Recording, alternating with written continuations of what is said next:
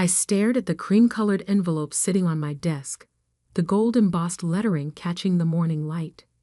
Annual Morrison Family Christmas Dinner, it read, followed by an address I knew all too well. 782 Oakwood Drive. The family estate where I'd spent countless holidays being reminded of my place in the hierarchy. My fingers traced the edge of the invitation. 3 years had passed since I'd attended their precious dinner. 3 years of building, planning, and waiting. Now holding this invitation felt different. This time, I wasn't the charity case cousin they'd all whispered about. I was the CEO of Walker Industries, and as of tomorrow morning, the new owner of Morrison Technologies. Though they didn't know that part yet. Ms. Walker? My assistant Sarah's voice came through the intercom. The final acquisition papers just arrived from legal. Send them in, I replied, sliding the invitation into my drawer. Sarah entered, her heels clicking against the marble floor of my penthouse office. She carried a thick folder marked confidential and wore the kind of smile that meant good news. Everything's in order, she said, placing the folder on my desk. The board approved the buyout unanimously. They never realized Walker Industries was behind the holding company. I opened the folder, scanning the documents that would transfer ownership of my uncle's company to me. Uncle James, who'd laughed when I asked for a job after college. We need serious people here, Emma, he'd said. Not dreamers living off family handouts. The memory still stung, but now it fueled me. Sarah, I said, signing the final page. Clear my schedule for Christmas Day. I'll be attending a family dinner. She raised an eyebrow. The Morrisons? Are you sure? I smiled, remembering my cousin Blake's words from the last dinner I attended.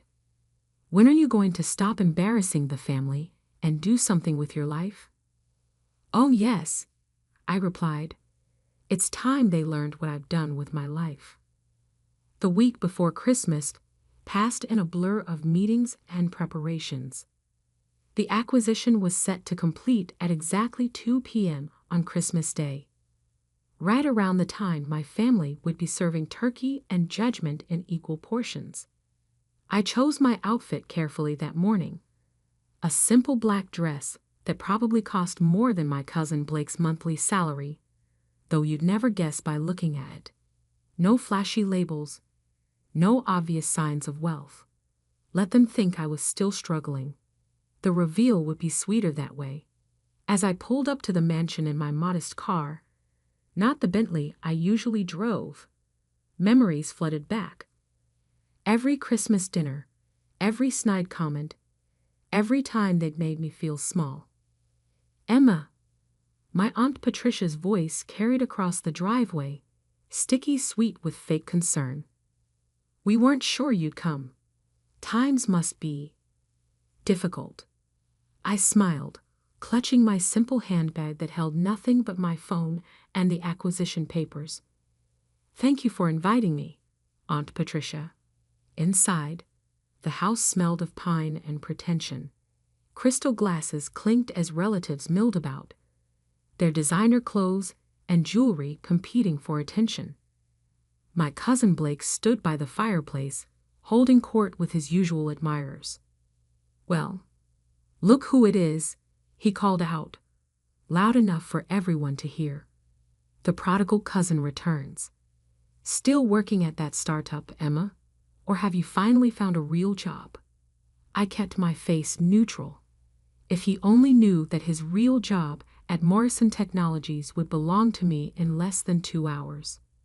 I'm managing, I said quietly, playing my part. Uncle James appeared, drink in hand. Emma, surprised to see you here. Though I suppose free dinner is hard to pass up these days. The room tittered with polite laughter. I took a seat at the massive dining table, carefully arranged with the best china and crystal. As always, they'd placed me near the kitchen door, the subtle positioning of the family disappointment. Aunt Patricia began serving turkey, making sure everyone knew she'd had it specially prepared by a chef who trained in Paris. The conversation flowed around me, mostly about business deals and vacation homes. Speaking of business, Blake announced, "We just closed a major acquisition at Morrison. Dad's company is about to double in size." I bit back a smile. The acquisition he was talking about was a smokescreen, a small deal we'd let them think they were winning while we quietly bought up their shares through various shell companies. "Still living off handouts?" my cousin Jessica asked, not even trying to hide her smirk as she passed the cranberry sauce. "I heard you were seen looking at apartments in the East Side. Bit above your means, isn't it?" I checked my watch.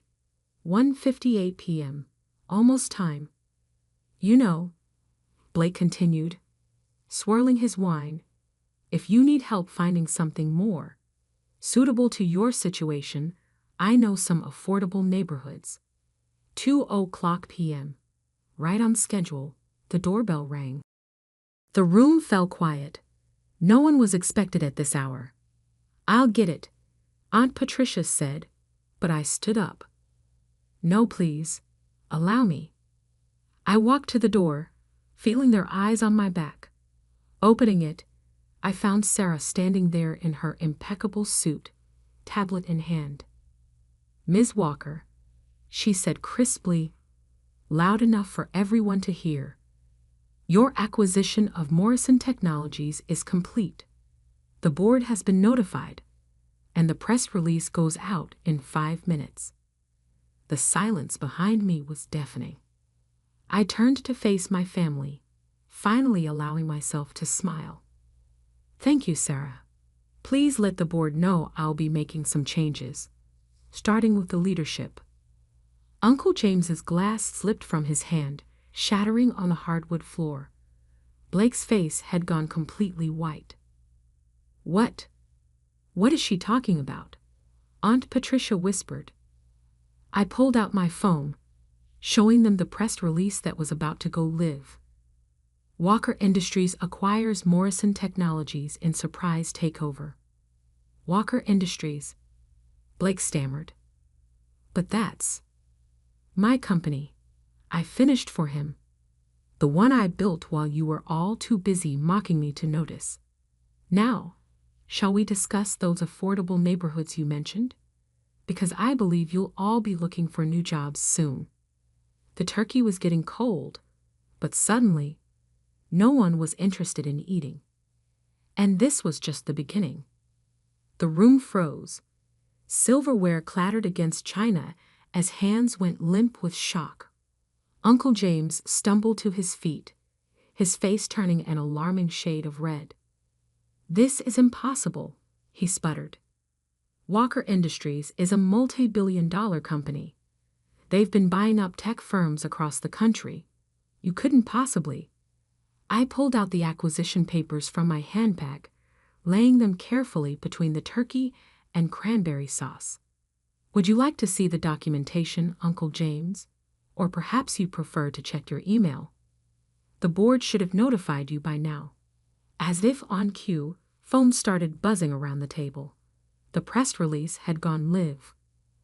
Blake lunged for his phone, fingers trembling as he pulled up the announcement. "Emma Walker, CEO of Walker Industries, announces complete acquisition of Morrison Technologies." He read aloud, voice cracking. "This is some kind of joke.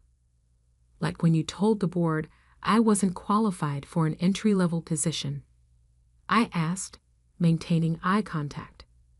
"No, cousin. This isn't a joke. This is business."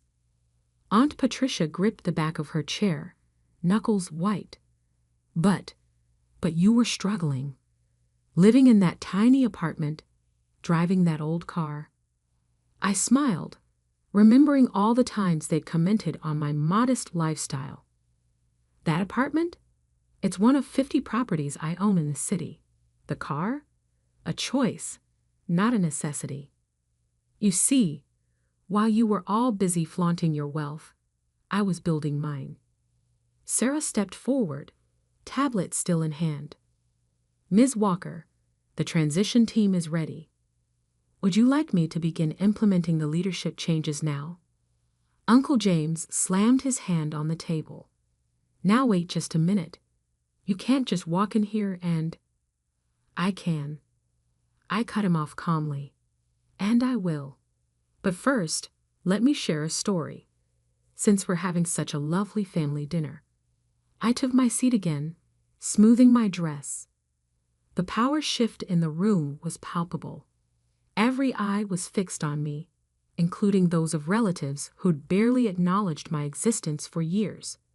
6 years ago, I came to you with a business proposal. I began, looking directly at Uncle James.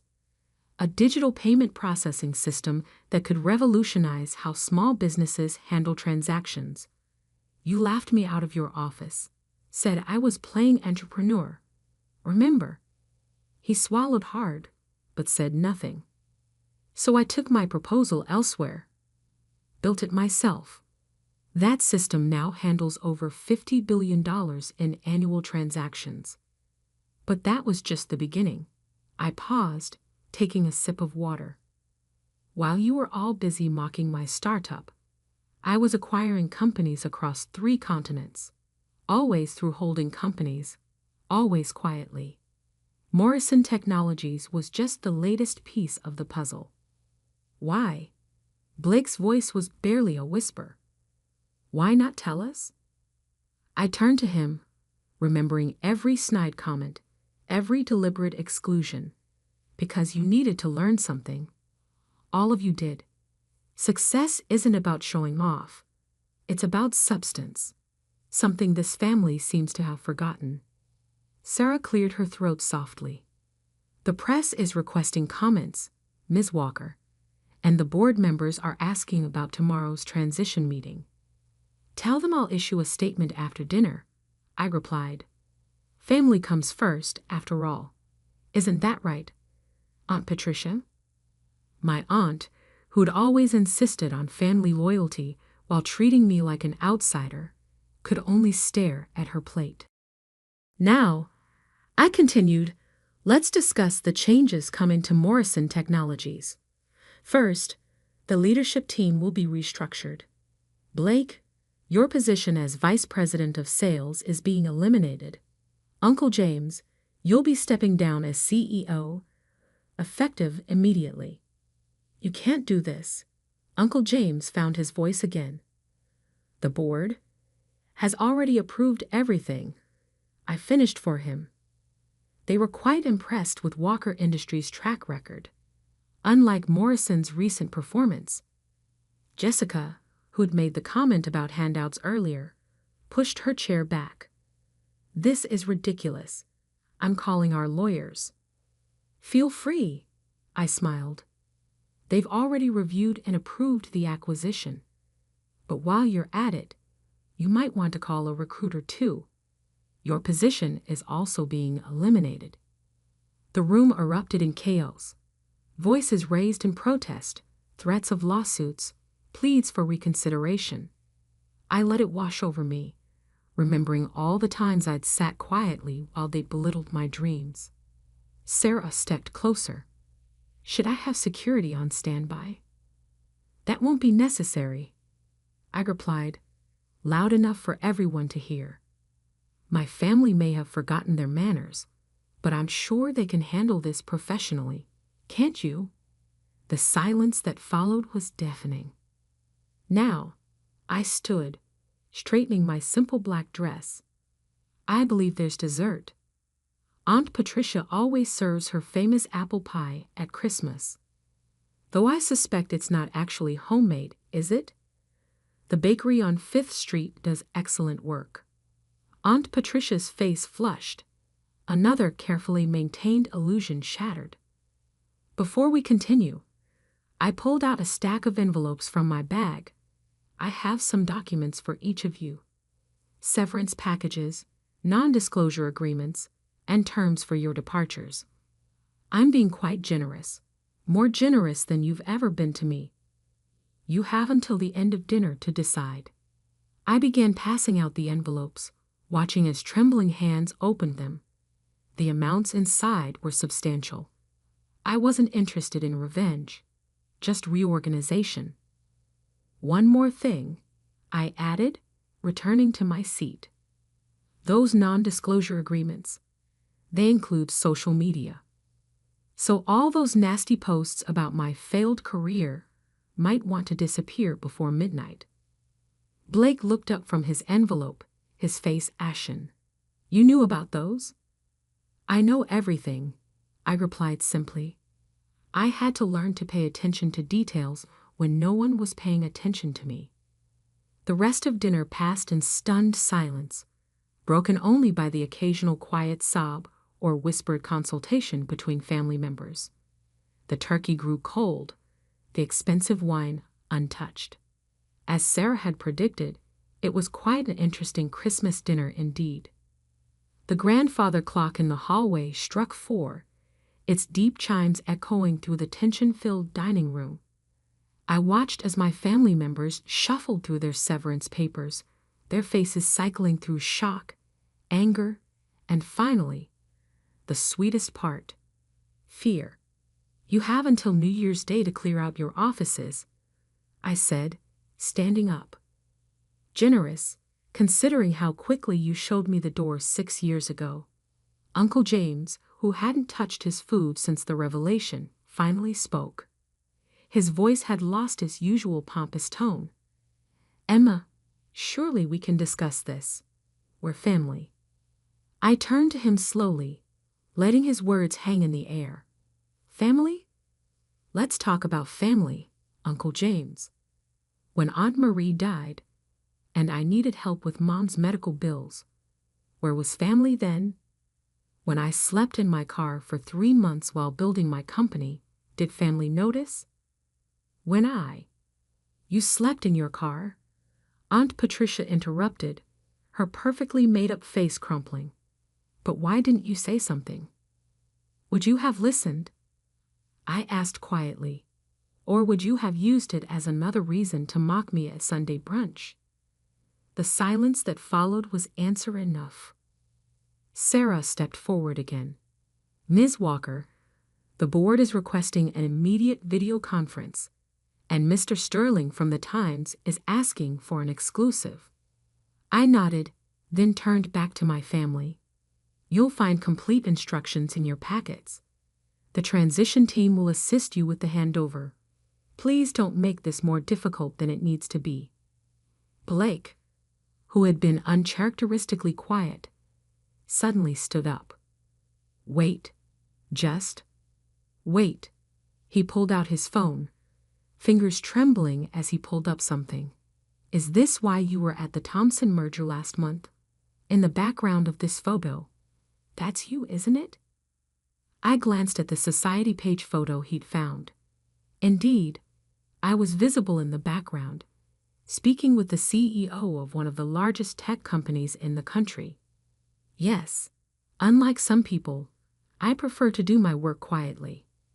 But you were wearing, he trailed off, staring at my simple black dress. A Chanel couture gown worth more than your annual salary. I finished for him. Yes, I just choose not to flaunt it at family dinners. Jessica, who had been frantically texting under the table, looked up with wide eyes. I just checked Forbes. Walker Industries, you're worth more than this entire family combined, I confirmed. Though that's not the point. The point is what you do with power, once you have it. I picked up my handbag, a handmade piece that cost more than their monthly mortgages, and prepared to leave. But first, I had one more thing to say. You know what the real irony is? I looked around the table, meeting each pair of eyes. If any of you had bothered to really see me, to listen when I came to you with ideas, you could have been part of this. Instead, you chose to judge, to mock, to exclude. That was your choice. Now I'm making mine. Aunt Patricia burst into tears. But what will people say? The scandal. People already know, I replied. They've known for years. I'm quite well known in business circles. You just never bothered to look beyond your own small world to notice. I turned to Sarah. Please ensure everyone signs their NDAs before leaving. And have security start changing the access codes tomorrow morning. Yes, Ms. Walker. And your dinner appointment? Keep it. I think I've lost my appetite here. As I walked toward the door, Uncle James called out one last time. Emma, please. Give me a chance to make this right. I paused, hand on the doorknob. You had 15 years of chances, Uncle James. Now it's my turn to run things. The drive home was quiet. Sarah sat in the passenger seat of my modest car, efficiently working through emails on her tablet. The press release has gone viral, she reported. Your family's social media accounts have all gone private in the last hour. I smiled slightly. Have there been any calls from them yet? 17. Mostly from Blake and your uncle. Should I continue blocking them? Yes, they can go through proper channels now, just like they always made me do. We pulled up to my real home, not the small apartment they knew about, but my actual residence, a penthouse overlooking the city. As the private elevator climbed to the top floor, Sarah cleared her throat. Ms. Walker? Was it worth the wait? Planning all this for so long? I thought about the years of careful preparation, of building my empire in silence, of watching and waiting for the perfect moment. You know what my grandmother used to say before she died, I replied, stepping into my expansive living room. Success is the best revenge, but timing is everything. I walked to the floor-to-ceiling windows, looking out over the city I now partially owned. Somewhere down there, my family was realizing that the person they dismissed for so long had become the one person they couldn't afford to ignore. Sarah, send flowers to the family tomorrow. White lilies, Aunt Patricia's favorite, include a card. What should it say? I smiled, remembering all the Christmas cards they'd sent over the years, always signed with false warmth and hidden barbs. Keep it simple. Just right. Merry Christmas. Looking forward to a productive new year. Best regards, your new CEO. Tomorrow, the real work would begin. The restructuring, the meetings, the press conferences. But tonight, I had given myself the one gift my family had never managed to give me. Respect. And that was worth more than all the Christmas dinners in the world. Money has a way of revealing people's true nature. In my family's case, it took exactly $47 million to show me who my parents really were.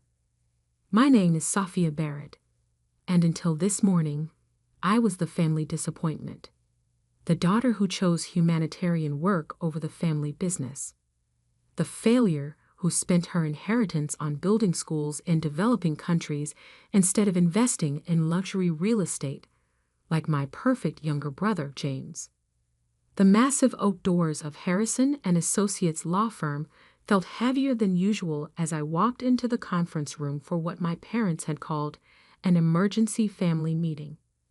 The message had been clear: attendance mandatory, no excuses. I knew what this was about. Grandpa Walter had passed away 3 weeks ago, leaving behind a business empire worth nearly $50 million. The Barrett Construction Company had been his life's work, built from nothing into one of the largest development firms on the East Coast. My parents, dressed in matching black, as if still in mourning, though I'd never seen them shed a real tear for Grandpa, sat at the head of the conference table. James lounged in an expensive suit, scrolling through his phone with affected boredom. "You're late," Mom said sharply, though I was 5 minutes early. "Traffic," I replied simply, taking my seat.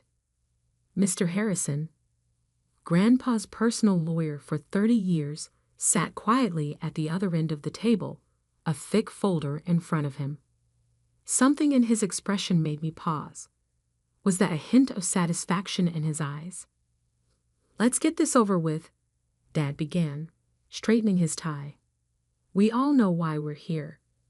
Dad's estate needs to be properly distributed to ensure the company's future success."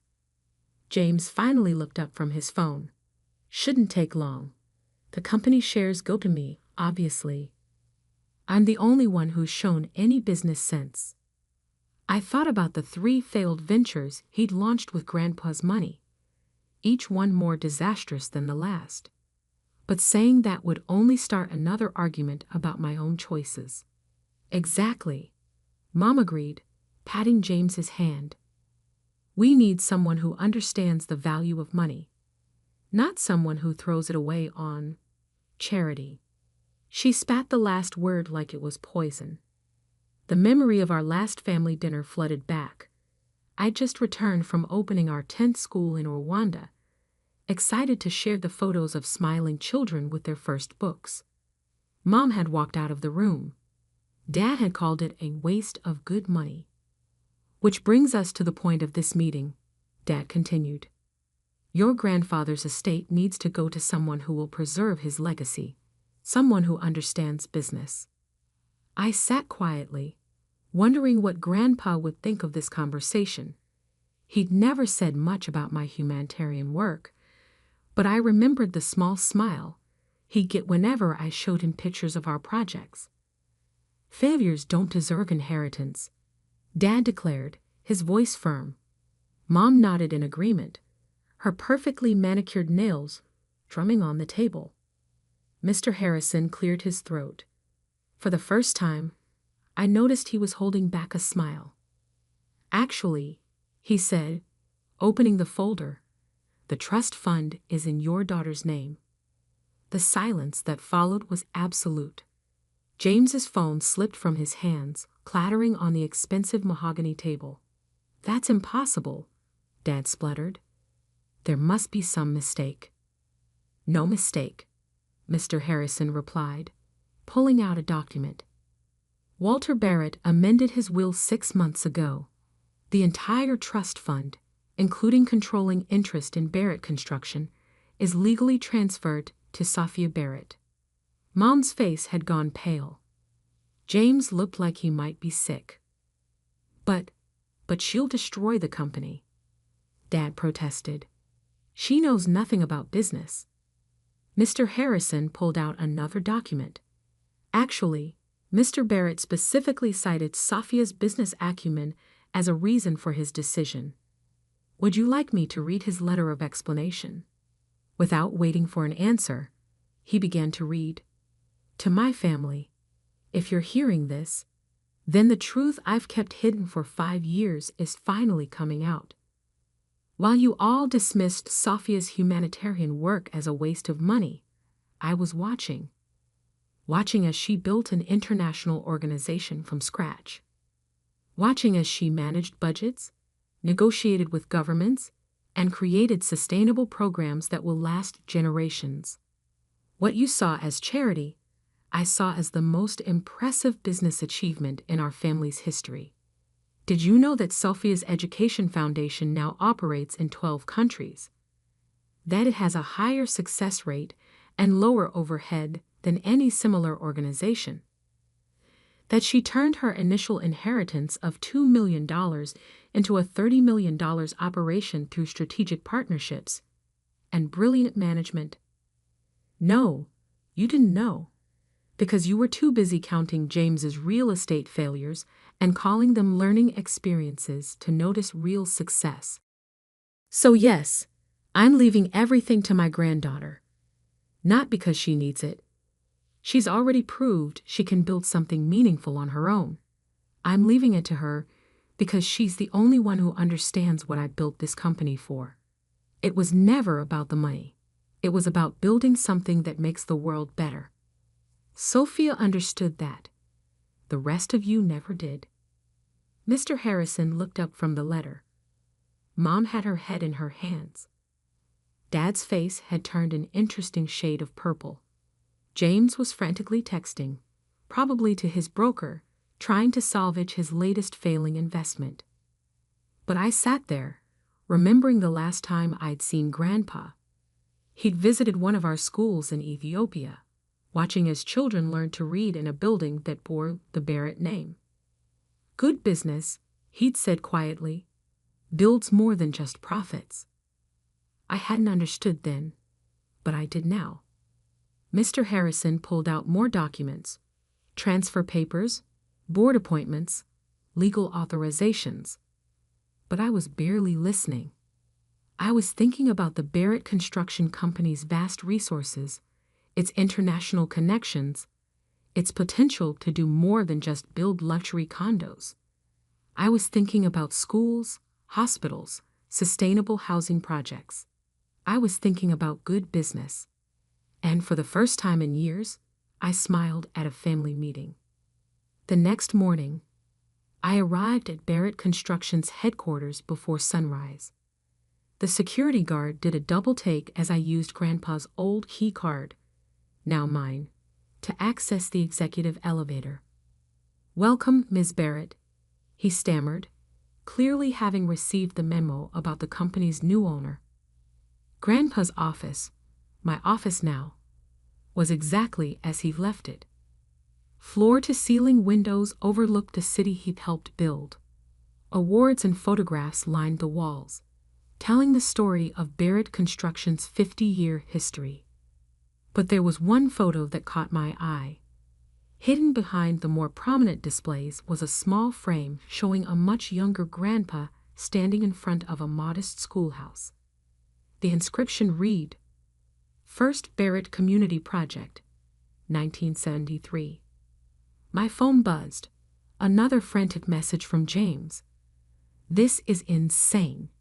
You can't run a construction company. You build schools in the middle of nowhere." I smiled, remembering the complex logistics of building those schools. The material sourcing, the local labor coordination, the government negotiations. Each project had been a masterclass in construction management, though my family had never bothered to notice. Mr. Harrison arrived at 7 a.m. sharp, carrying more documents. "The board meeting is scheduled for 9 a.m., he said. "Your father is demanding an emergency vote of no confidence." "Let me guess," I replied, settling behind Grandpa's desk. "He's convinced the other board members I'm going to bankrupt the company with my charitable ideas." "Actually," Mr. Harrison smiled, "he's having trouble convincing anyone. Your grandfather spent the last 6 months showing the board your foundation's financial reports. They were quite impressed." At 8:55, I walked into the boardroom. Dad was already there, huddled with his closest allies. Mom sat in the observers section, her usual poise cracking as she watched me take Grandpa's seat at the head of the table. "This is ridiculous," Dad burst out. "She has no experience in real estate development." "No." I opened my laptop, connecting it to the presentation screen. "Let's talk about experience." The first slide appeared, a map showing my foundation's projects across 3 continents. In the past 5 years, I've overseen the construction of 47 buildings in 12 countries. Average project completion time, 4 months. Average budget variance, under 2%. Success rate, 100%. The board members leaned forward, their expressions changing from skeptical to interested. "But those were just simple buildings," James interrupted from the observers section. "Not luxury developments." I clicked to the next slide. "This is our technical training center in Kenya, built to international standards, incorporating solar power and advanced water recycling systems, coming in 20% under budget through innovative material sourcing and local partnership programs." More slides followed. complex construction projects, detailed financial reports, sustainability metrics that made our traditional developments look obsolete. Barrett Construction has always been about more than just luxury condos, I continued. At least, it was when Grandpa started it. I pulled up the photo I'd found in his office, the 1973 schoolhouse. Our company's first project wasn't a high-rise or a shopping mall. It was this, a building that changed lives. That's the legacy I plan to continue. The board sat silently, absorbing my words. Dad looked like he might explode. But profits, he began, will increase. I cut in. Sustainable construction is a $400 billion market. Green building contracts have tripled in the last decade. While we've been building the same luxury condos, our competitors have been innovating. I pulled up one final slide, my 5-year plan for Barrett Construction. Traditional luxury projects balanced with sustainable development. International expansion through my foundation's established networks. Government contracts for infrastructure projects. The numbers spoke for themselves. The projected revenue was double our current trajectory. Your grandfather showed us some of this, one board member said quietly. He was quite proud. Mom stood up suddenly. This is all very impressive, but you're forgetting something. The Barrett name means something in this city. We have a reputation to maintain. Yes, I agreed. A reputation for building things that last, for making a difference. Or have you forgotten what Grandpa always said about good business? The room fell silent. Everyone in the company knew Walter Barrett's favorite saying, build for tomorrow, not just today. Mr. Harrison cleared his throat. Shall we proceed with the vote? Dad stood up, straightening his tie. Before we vote, I have one last thing to say. He turned to face the board. My daughter may have impressive charts and fancy international projects, but she lacks the one thing this company needs: loyalty to the Barrett way of doing things. I thought about the children in our schools, the communities transformed by our projects, the Barrett name becoming synonymous with positive change. You're right, Dad, I said quietly. I'm not loyal to your way of doing things. I'm loyal to Grandpa's original vision, to building things that matter. The vote wasn't even close. The board's support was unanimous, save for Dad's single opposing vote. As the meeting adjourned, I caught Mom wiping away what looked suspiciously like a real tear. James stood in the corner, finally seeing his sister clearly for the first time. But it was Dad's expression that struck me most, a mixture of anger, confusion, and something else. Something that looked almost like pride. Mr. Harrison gathered his papers, pausing at my chair. Your grandfather left one more thing for you. Said to give it to you after the board meeting. He handed me an envelope, old, yellowed, sealed with the Barrett Construction logo. Inside was a single photograph and a handwritten note. The photo showed Grandpa and me at one of my first school openings in Tanzania. He was looking not at the camera, but at me, his expression full of quiet pride. The note read, Dear Sophia, they called you a failure because they couldn't see what you were really building. But I saw it, and now everyone else will too. Love, Grandpa. I tucked the note into my jacket pocket, next to my heart, and turned to face my new company. It was time to start building. 1 year can change everything. I stood on the rooftop of our latest project, a mixed-use development in downtown Boston that combined luxury apartments with affordable housing and a community education center. Solar panels glinted in the morning sun, and the rooftop garden was beginning to bloom. The press is ready, my assistant Sarah announced, and your family just arrived. Today was Barrett Construction's 50th anniversary celebration, coinciding with the grand opening of what we dubbed the Barrett Legacy Project. It was also exactly 1 year since that fateful meeting where Grandpa's will had changed everything. The elevator opened, and my parents stepped out. Dad looked different, the proud swagger replaced by something more genuine. Mom's designer outfit was as perfect as ever, but her smile seemed real for once. Behind them came James, carrying his daughter Emma. My niece was wearing a Future Builder t-shirt from our new youth education program. "Quite a view," Dad said quietly, looking out over the city. "Your grandfather would have loved this." He was right. From up here, you could see 3 generations of Barrett buildings. The old office towers Grandpa had built, Dad's luxury condos, and now my vision of what construction could be: sustainable, inclusive, purposeful. The past year hadn't been easy. Dad had fought me at first, trying to undermine my authority with old business partners.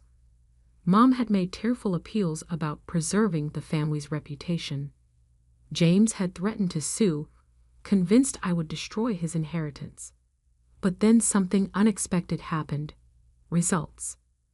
Our first quarter under my leadership showed a 40% increase in profits, driven by government contracts for sustainable infrastructure projects.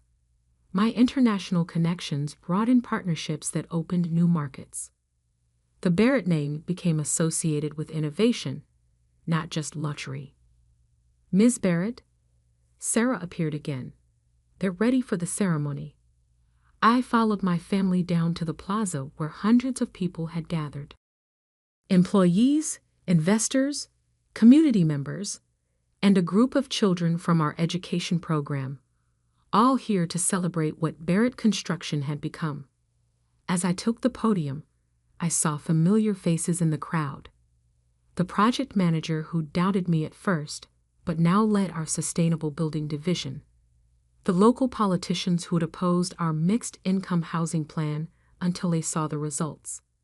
The international partners who'd helped us expand into green construction markets across 3 continents. 50 years ago, my grandfather built his first project, a simple schoolhouse that changed lives. Today, Barrett Construction continues that legacy on a global scale. I gestured to the building behind me. This isn't just another development. It's a blueprint for the future. Luxury apartments that subsidize affordable housing, a community center that offers technical training, solar power that reduces costs for all residents. This is what happens when we build for tomorrow, not just today. The crowd applauded, but I wasn't finished. Some of you know that a year ago, my grandfather made a controversial decision. He left his company to someone many considered a failure. I paused, meeting my parents' eyes. He saw something others didn't, that success isn't measured by how much we build, but by what we build for. Mom was crying now. Real tears this time. James held Emma tighter. In the past year, Barrett Construction has built 23 sustainable developments, 15 community centers, and partnered on infrastructure projects in 8 countries. Our profits have doubled. Our workforce has tripled. But more importantly, we've returned to our roots, building things that matter. I revealed the plaque we'd be mounting in the lobby. The Walter Barrett Community Center, it read, with Grandpa's photo and his favorite quote, "Build for tomorrow, not just today." And now, I continued, I'd like to announce our next chapter. The screens behind me lit up with renderings of our newest initiative, the Barrett Foundation for Sustainable Development, a $1 billion commitment to green building technology, community-focused construction, and technical education programs. But I won't be leading this initiative alone, I said, watching my family's expressions. Because true legacy isn't about one person's vision, It's about bringing people together. I gestured to James. My brother will head our new technical education division, using his experience to help others learn from both success and failure. James straightened, surprise and gratitude in his eyes. Emma clapped excitedly. My father will lead our community relations team, bringing decades of local knowledge to our development projects. Dad's hands trembled slightly as he nodded. And my mother will direct our philanthropic partnerships, combining her social connections with true purpose. Mom's perfect makeup was streaked with tears, but her smile was radiant. Because that's what Grandpa really left us, I concluded. Not just a company or a fortune, but a challenge. To build something bigger than ourselves. To turn success into significance. To prove that good business and good works can go hand in hand. The applause was thunderous, but I barely heard it. I was watching my family. Really watching them. Dad's pride was no longer about status, but about impact. Mom's social circle was becoming a force for change. James was teaching Emma that true success means lifting others up. Later, as the celebration continued, I found myself back on the rooftop. The sun was setting, painting the city in shades of gold. In the garden, Emma was helping plant new seedlings, supervised by James. Your grandfather was right, Dad said, joining me at the railing. About everything. Even about me being a failure. I teased. He shook his head. You never were. We just failed to see what you were building. Mom appeared with coffee, not her usual expensive latte, but simple cups from the community center's training cafe. To think, she mused, all those years we worried about the Barrett legacy, and you were building it all along. I took out Grandpa's old photo, the one from my first school project.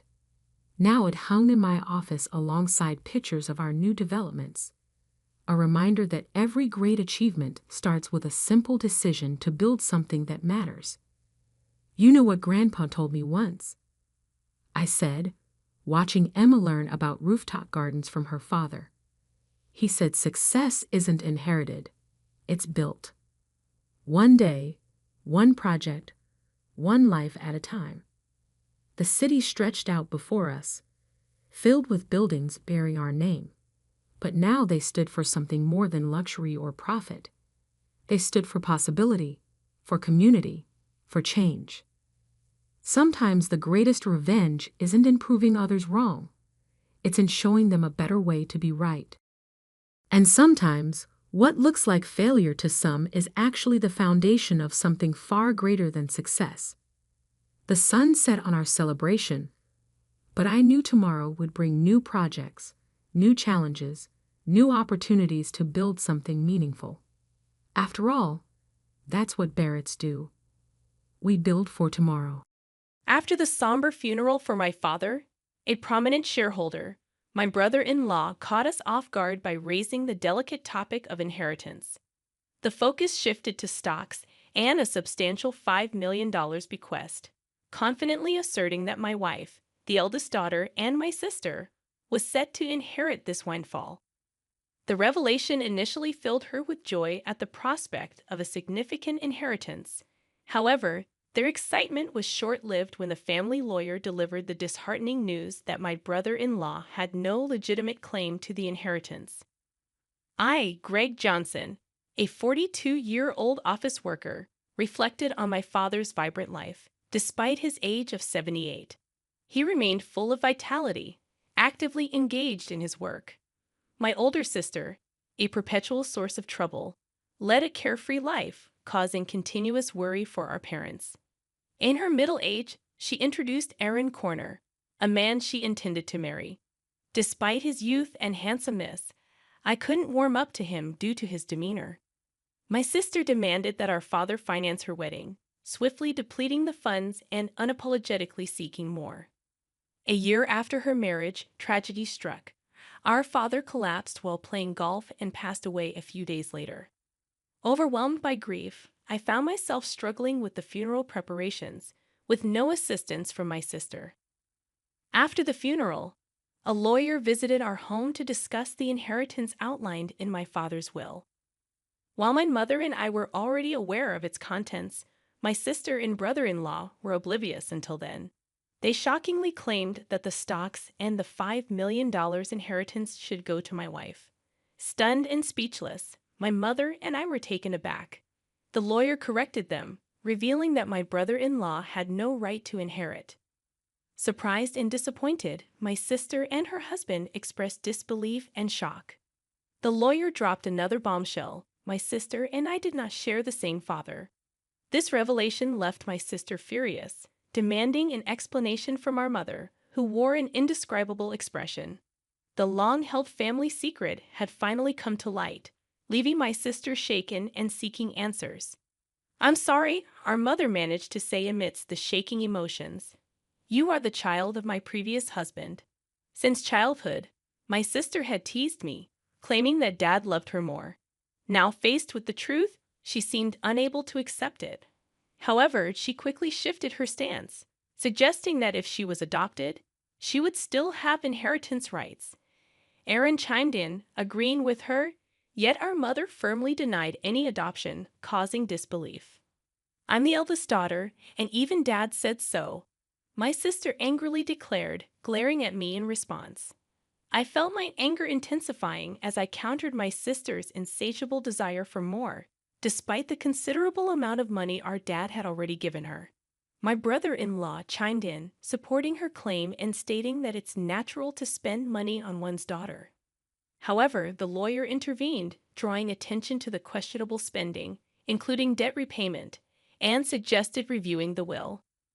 My sister panicked, claiming ignorance about any will. It turned out that our father had wanted to discuss and decide the contents with the family, but she had skipped it for frivolous reasons. When the lawyer proposed reviewing the will, my sister and her husband reluctantly agreed. The will clearly stated the transfer of property to my mother and me, explaining why my sister was not adopted. Her mistreatment of me and reckless spending had disappointed our father, realizing she had no right to the inheritance. My sister was visibly shocked, and her brother-in-law, who had initially supported her, suddenly changed his tune, accusing her of lying and abruptly leaving the room. In her anger, my sister blamed our mother for not asking to have her adopted, claiming it was unfair that only Mom received the inheritance. Frustrated, she cried and screamed, expressing her disappointment. Despite my sister's outrageous behavior, the lawyer remained calm, explaining that as the biological son, I had the right to receive it all. Before things escalated further, he warned that the police might need to be involved if the situation continued. My sister appeared startled by the mention of the police, given her history of repeated theft. As my mother spoke tearfully to her, she clicked her tongue and left the room. Half a year passed, and the inheritance proceedings were completed without issue.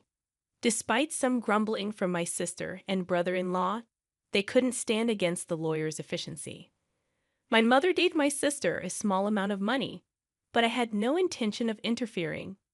The frustrating part for our family was that the two had disappeared. Their blatant greed was so evident that even our relatives were lost for words. One day, my wife suggested that my mother, daughter, and I go out to eat. Since my father's passing, our mother had been down, but she showed smiles when with her granddaughter. I suggested to my mother, "Why don't you live with us?" But you know, Rook still comes home occasionally. Sis only comes around to beg for money, doesn't she? How long does she plan to keep this up? The reason my mom defends my sister is that she is her blood-related child, and there might be concern that if we visit our family home, my sister might cause trouble again. Understanding that, I told her to take her time thinking about it and then drove my mom to our family home. Upon arrival, we encountered something unexpected. The lights were on in our supposedly empty home. It wasn't the time for the helper to come, so we were puzzled. I parked the car, suggesting, "Let's go up and have some coffee with Mother." We got out of the car and headed to the entrance, but the moment we approached the door, a car came rushing in. "Mom, watch out." Hearing my daughter ahead of me, I shielded my wife with my body. The car just grazed me, and I managed to dodge it, but I collided with a nearby flower bed, injuring myself badly. The car stopped after hitting the garage door. "Are you okay, Dad?" My wife and daughter rushed over, supporting me. Mother was trembling in shock at the sudden event. Understandably, from that moment on, a day of turmoil began. I was taken to the hospital by ambulance and had to be hospitalized briefly. Later, I heard that Aaron Warner, my brother-in-law, was driving the car. According to the police, he explained that he mistook the accelerator for the brake. However, I had my doubts about that story. Amidst all of this, my sister and mother visited me in the hospital. Mother left briefly to arrange flowers, and during that time, my sister coldly looked at me and said, "You're only tough and bodied, huh?" With a slightly disappointed tone, I couldn't help but give her a smile.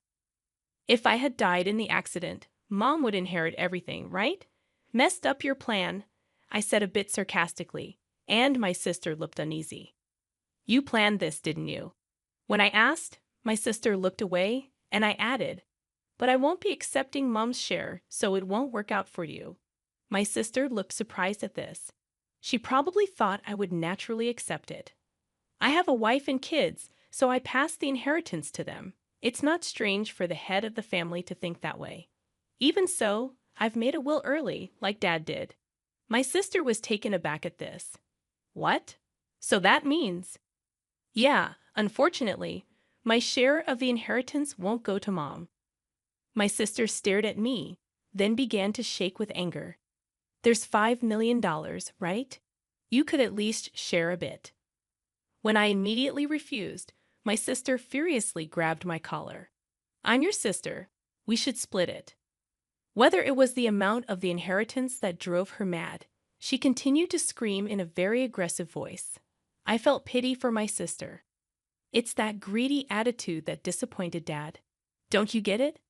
My sister's face turned even redder, and she grabbed my neck. "Bro, stop it." Mother, who had just returned, scolded her loudly. Then the nurses, called by the nurses' call button, arrived and escorted my sister out of the room. Mother seemed to want to protect my sister, but my sister had lashed out at her too. As she left, she asked, "Why did she turn out like this?" Hearing Mother say this sadly, I felt a pain in my heart. Later, Mother's health deteriorated, and she fell off, gradually weakening. My wife and I started visiting the family home more frequently to support her, but this seemed to upset my sister. Probably she encountered my wife when coming to ask for money or heard about it from Mother.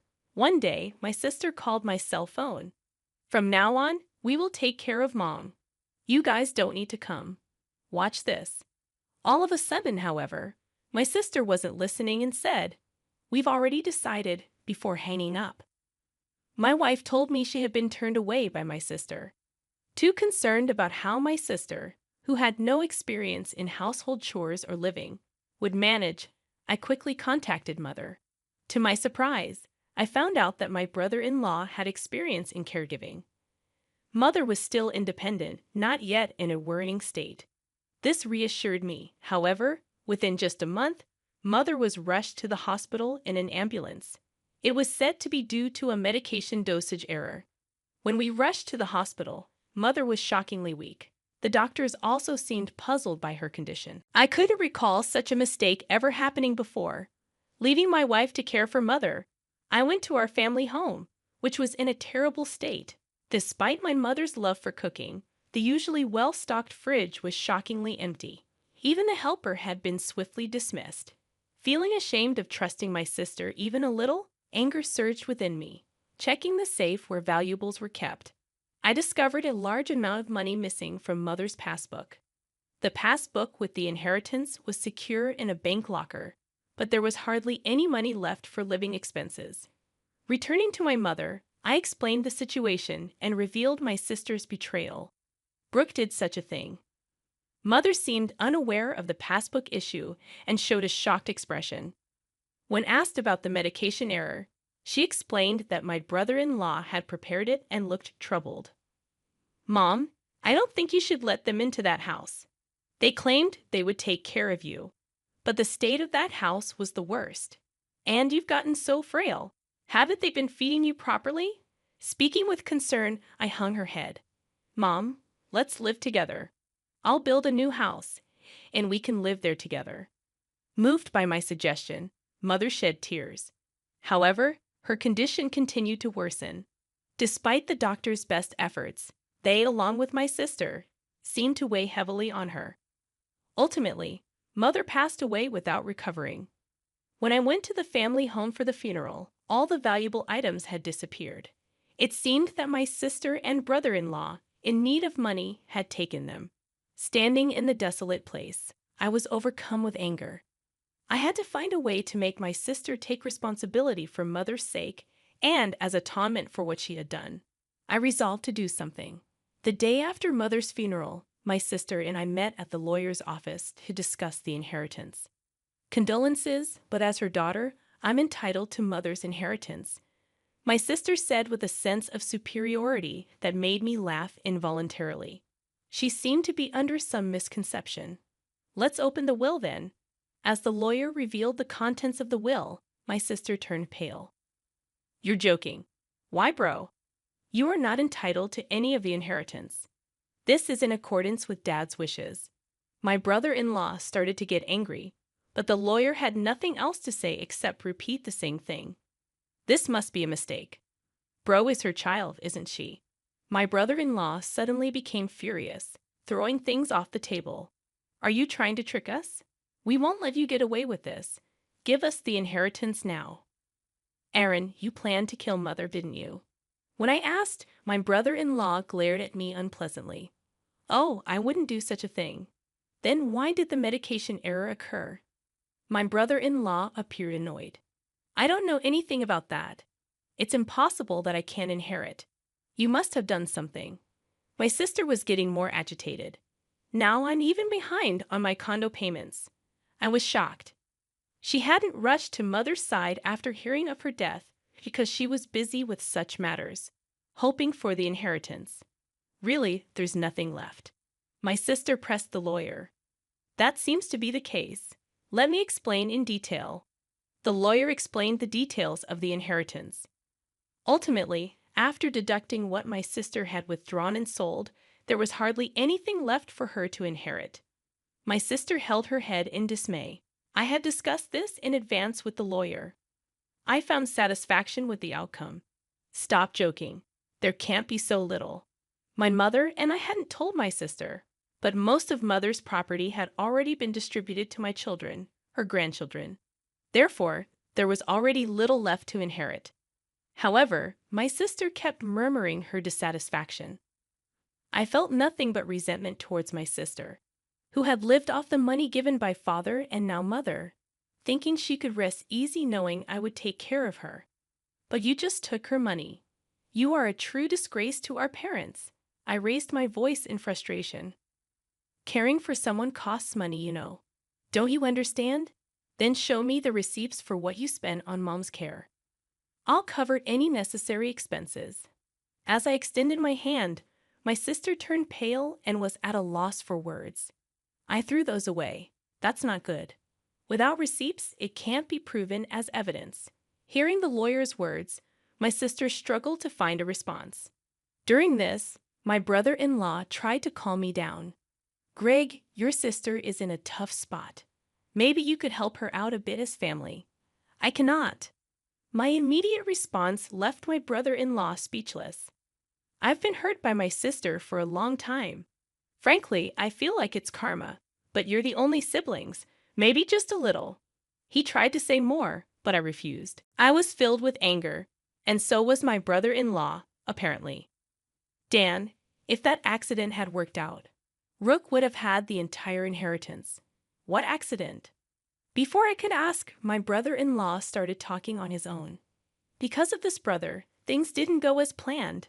I was supposed to get a new car, but now there's barely enough money left even for repairs.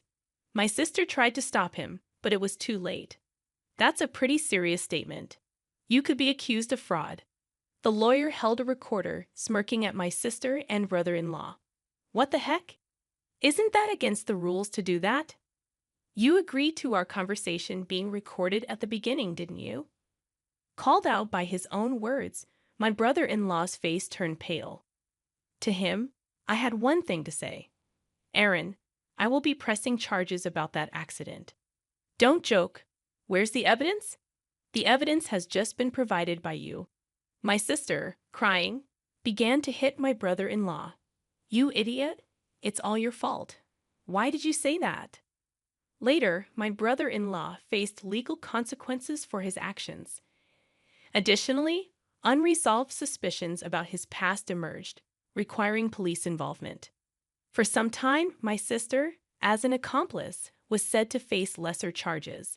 However, struggling with her condo payments, she was turned away by relatives when she asked for money. In contrast, I chose to work earnestly and not rely on inheritance. Now, receiving stock dividends has become a small pleasure in my life. In the aftermath of the legal proceedings, the rift between my sister and me widened. The family bonds that were already strained became nearly non-existent. Despite her attempts to seek support from relatives, my sister faced a cold shoulder and her financial struggles continued. Meanwhile, I focused on building a stable and fulfilling life for my own family, working diligently.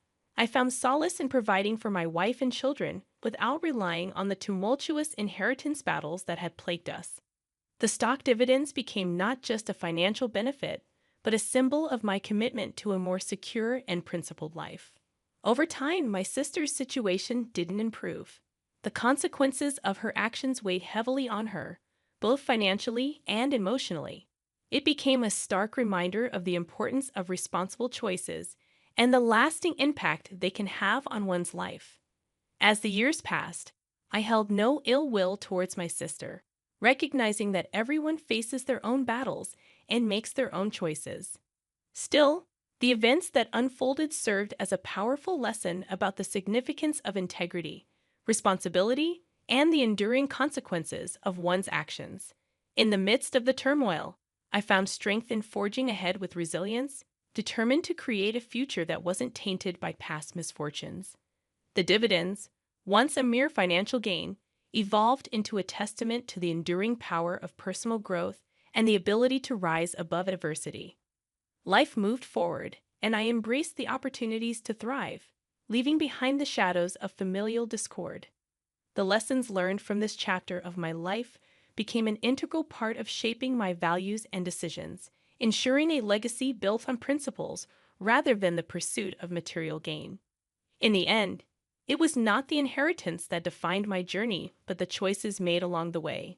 Choices that led to a life grounded in authenticity, resilience, and a commitment to building a better future for those I cared about the most.